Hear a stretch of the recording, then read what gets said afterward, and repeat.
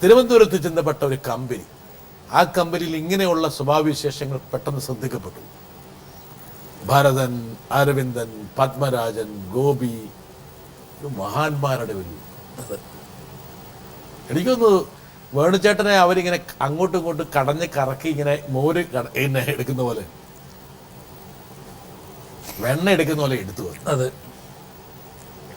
അതൊരു ഒരു വല്ലാത്ത കാലഘട്ടമായിരുന്നു. നമ്മൾ ഈ കൊള്ളക്കൊടുക്കുക എന്ന് പറയത്തില്ലേ, ഗിവ് ആൻഡ് ടേക്ക്, കൊടുത്തും വാങ്ങും, കൊടുത്തും വാങ്ങും, കൊണ്ടും കൊടുത്തും, അങ്ങനെ ഒരു വല്ലാത്ത കാലമായിരുന്നു. മറ്റേത് പല കമ്പനിയിൽ നിന്നും നമുക്കൊന്നും കിട്ടാനില്ല. പക്ഷെ ഇതങ്ങനെയല്ല, ഇഷ്ടം പോലെ എല്ലാവരും പിന്നെ കോൺട്രിബ്യൂട്ട് ചെയ്യാൻ കഴിയുന്ന ആൾക്കാരാണ്. കടമനിട്ടവരും, അയ്യപ്പള്ളി സാറ് മദ്യപാനം ഇഷ്ടമല്ലാത്തതുകൊണ്ട് അയ്യപ്പള്ളി സാറ് അങ്ങനെ കൊണ്ട് വരത്തില്ല, വല്ലപ്പോഴും വന്ന് കയറും. പിന്നെ CNC ഇടുന്നവർ വരും, ഭാസ്കരൻ മാഷെ ആദ്യം കാണുന്നത് അവിടെ എല്ലാവരും വന്ന് ചേരും. മൃണാൾ സെന്നെ ആദ്യം കാണുന്നത് ഈ സംഘത്തിൽ വെച്ചാണ്. നികുഞ്ചം ഹോട്ടലുണ്ട് അവിടെയാണ് ഞങ്ങളുടെ സങ്കേതം. അതൊരു ഒരു ഒരു ബ്രില്യൻറ്റ് കാലഘട്ടമായിരുന്നു.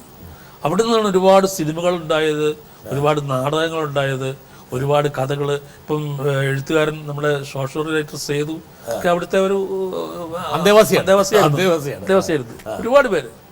ഈ വൈകുന്നേരത്തെ സായങ്കാലത്തിന് മേമ്പടികളൊക്കെ ആരാ സംഘടിപ്പിക്കുന്നത്? അതിനൊക്കെ ആൾക്കാർ അതിനാളില്ല, ആളില്ലെന്നല്ല, എവിടുന്ന് വരുന്നു, എവിടുന്ന് പിന്നെ ആഹാരം വരുന്നു, ഇതൊന്നും അറിഞ്ഞുകൂടാ. ഈ ജലസേചന സൗകര്യങ്ങളൊക്കെ എങ്ങനെ എല്ലാം അങ്ങനെ വന്നോളൂ, അതിന് വന്നോളൂ. അതിൽ ബ്രാൻഡൊന്നുമില്ല, എന്ത് വന്നാലും അത് സ്വീകരിക്കാൻ സർവാത്മന സ്വീകരിക്കും. അതെ, അങ്ങനെയാണ്.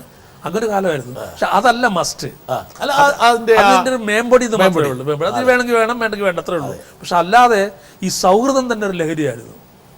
മാത്രമല്ല ഒരാളുടെ അറിവ് വേറൊരാളിലേക്ക് പകരുക.